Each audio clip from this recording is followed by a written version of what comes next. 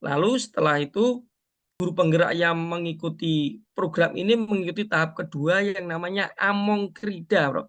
Di Oke. mana Amongkrida itu merupakan pendampingan dari narasumber, bisa untuk konsultasi dan dilakukan secara daring. Di tahap selanjutnya adalah tahap ketiga disebut Krida Bakti, Bro. Ya, Krida Bakti itu maksudnya apa? Yaitu untuk mendiseminasikan hasil yang diperoleh selama pelatihan itu.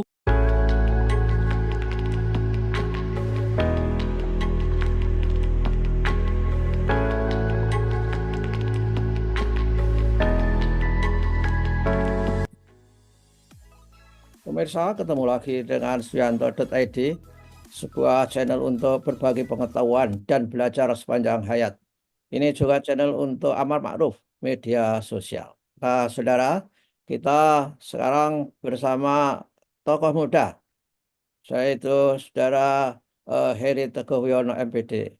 Beliau adalah guru SMP Negeri 2 Karanganyar di Kabupaten Ngawi. Ya, ini juga orangnya di balik Suyanto.id. Beliau adalah editor channel kita, editor Suyanto.id. Nah, kita hadir di episode pertama ini akan membicarakan uh, istilah baru supaya Anda ngerti semua, para guru, para calon guru, dan para orang tua dan siswa, yaitu pendekar. Ini merupakan komunitasnya para guru-guru yang merupakan guru penggerak. Nah, apa isinya dan bagaimana kiprahnya kita akan ikuti, dan jangan lupa klik subscribe supaya Anda selalu mendapatkan video terbaru dari Suyanto.id. Nah, kita tanyakan kepada beliau. Assalamualaikum warahmatullahi wabarakatuh, Mas Heri. Waalaikumsalam warahmatullahi wabarakatuh, Prof. Ya, Gingging. ya, terima kasih Mas. Dan pagi ini kita akan bincang-bincang terkait dengan guru penggerak. Ada istilah baru, pendekar. Ini kan pendekar itu memang sangat populer untuk perguruan silat ya. Jadi bela diri. Nah, ini gimana? Adakah kaitannya, Mas Heri? Terima kasih Prof. Suyanto telah diundang di channel suyanto.id ini terkait dengan aktivitas guru kekinian, di mana dalamnya adalah guru penggerak di BPGB Jawa Timur, Prof. Nah, itu ada sebuah program yang disebut pendekar. Nah, Oke, pendekar ini ya. bukan pendekar silat atau kungfu itu, Prof. Jadi ini merupakan jargon program dari BPG Jawa Timur yang akronim ini kepanjangan adalah program atau penggerak Merdeka Belajar, di Pendekar. mana ya Bro, di mana program ini untuk memberikan fasilitasi dalam pengembangan kompetensi guru penggerak di semua jenjang guru baik TK, SD, SMP, SMA, SMK, SLB di seluruh kabupaten di Jawa Timur di bawah naungan BPGB Jawa Timur, Bro.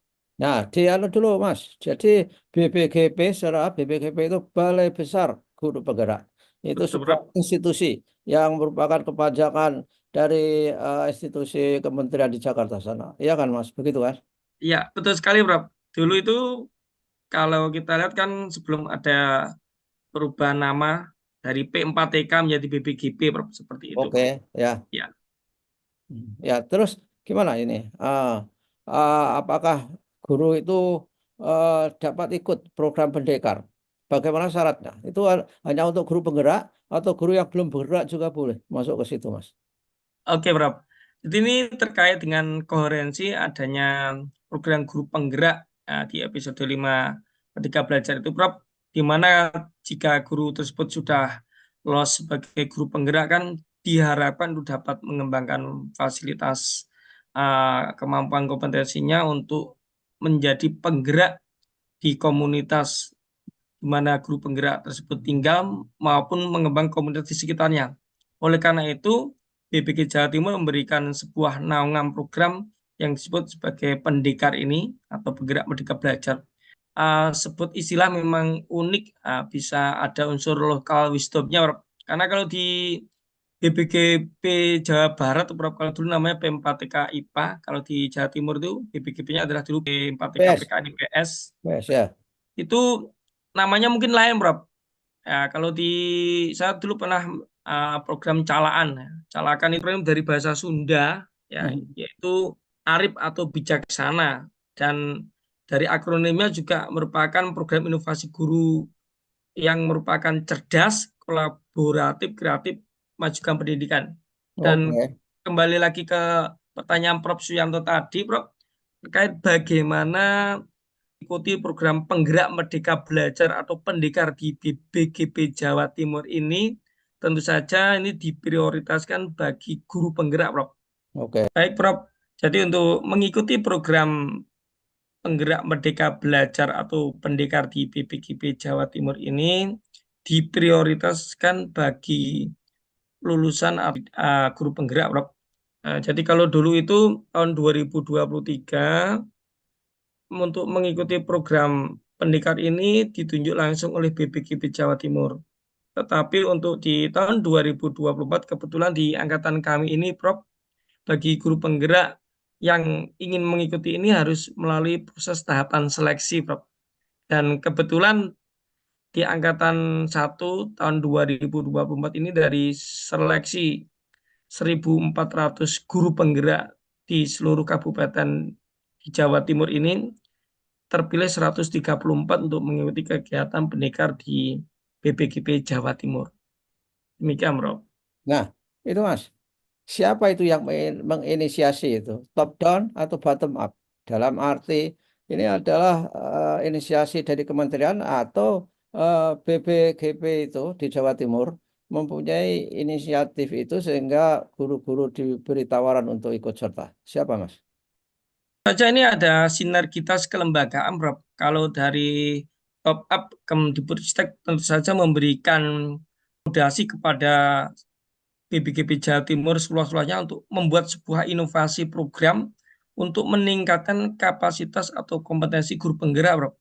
Dan tentu Oke. saja ini berbeda antara BPGP Provinsi satu dengan yang lainnya, Bro. Kalau di Jawa Timur kita istilahnya adalah pendekar atau penggerak merdeka belajar. Di BPGP Jawa Barat itu ada istilah calakan, ya, Hmm. yaitu untuk meningkatkan kompetensi guru penggerak di daerah Jawa Barat. Dan ini berbeda, Bro.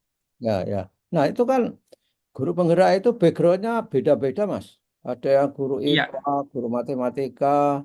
Ini yang dibicarakan di situ itu harus sesuai dengan kelompok mata pelajaran atau semua guru penggerak. Yang penting selalu membicarakan persoalan instructional leadership sehingga berlaku umum. Begitu. Gimana kira-kira?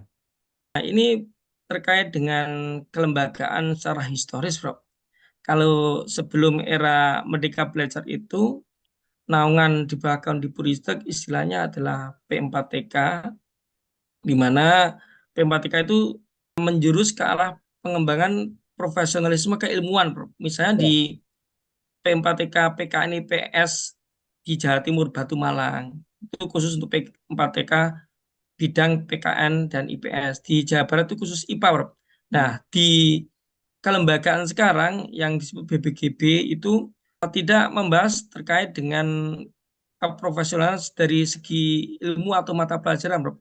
Tapi dari pengembangan secara umum, baik itu kompetensi untuk peningkatan secara umum bidang-bidang keilmuan. Karena di sana kegiatan ini membahas tentang bagaimana guru penggerak itu dapat meningkatkan effort kompetensinya. Dan di sini ada beberapa tema atau jurus-jurusnya, Prof, yang berbeda antara dulu kegiatan P4TK dengan kegiatan BPGB dari segi namanya. Seperti itu, Prof.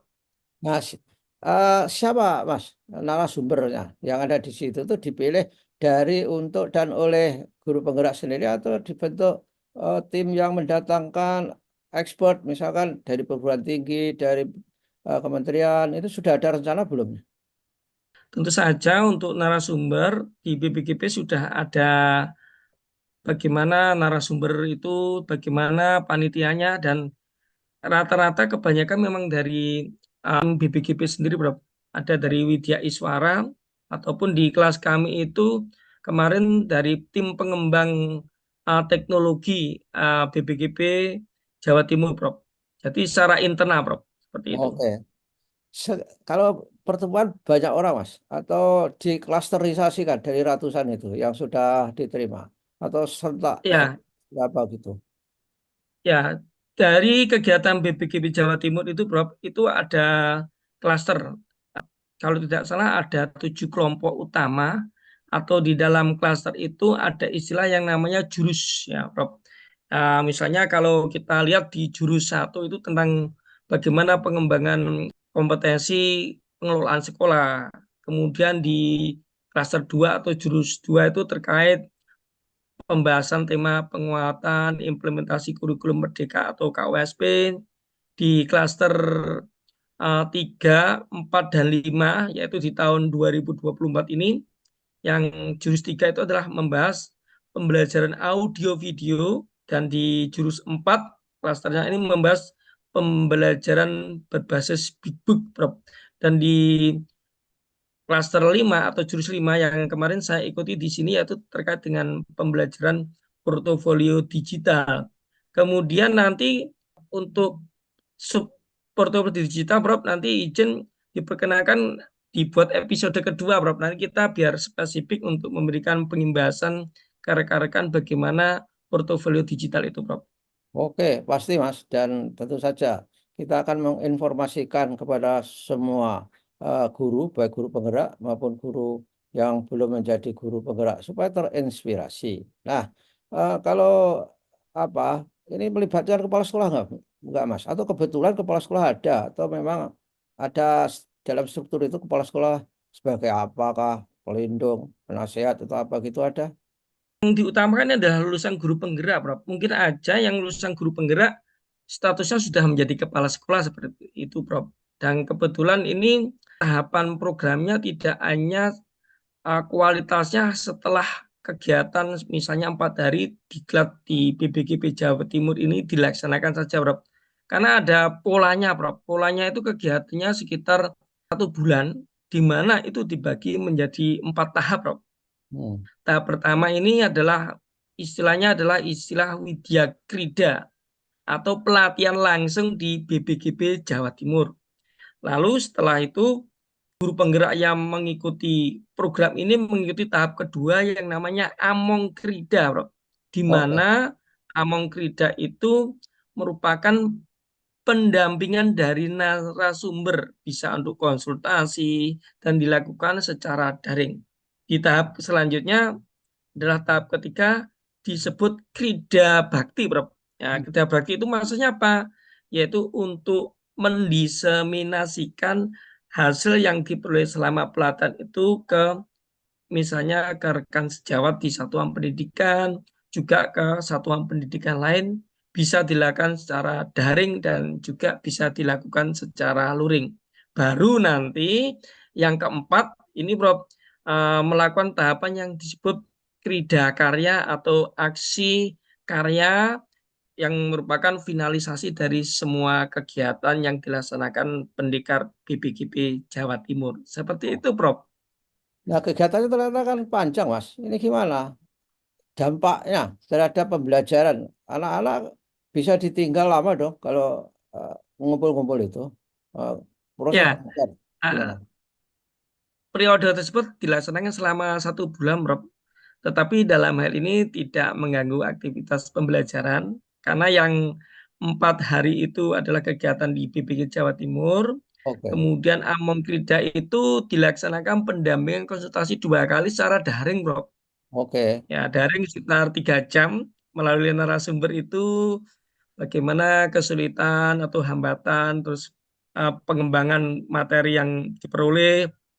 Nah, kemudian diseminasi itu juga bisa dilakukan secara daring maupun luring, bisa dilaksanakan peserta untuk memilihnya, dan tentu saja sang guru tugas utamanya adalah untuk mengajar, dan misalnya melakukan diseminasi bisa dilaksanakan di luar pembelajaran, Pak.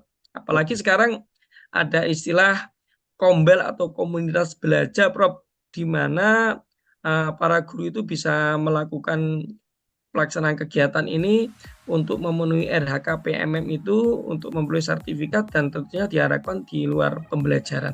Seperti itu, Prof. Oh, berarti bisa malam hari dong, Mas, kalau mau. Betul sekali, Prof. Jadi ini fleksibel seperti itu, Baik. betul sekali. Bagus lah, ya oke lah. Baiklah, Mas. Saya kira informasi awal sudah kita berikan. Para pemirsa, para guru, dan para siswa yang berkepentingan juga, para orang tua, ikuti episode yang kedua dalam waktu dekat ini supaya Anda semua paham mengenai pendekar yang diciptakan oleh BPGP di Jawa Timur. Terima kasih Mas Heri, dan insya Allah sehat walafiat. Sampai ketemu lagi. Amin. Assalamualaikum warahmatullahi wabarakatuh. Waalaikumsalam warahmatullahi wabarakatuh. Matur suwun, Bro. Sami-sami, Mas.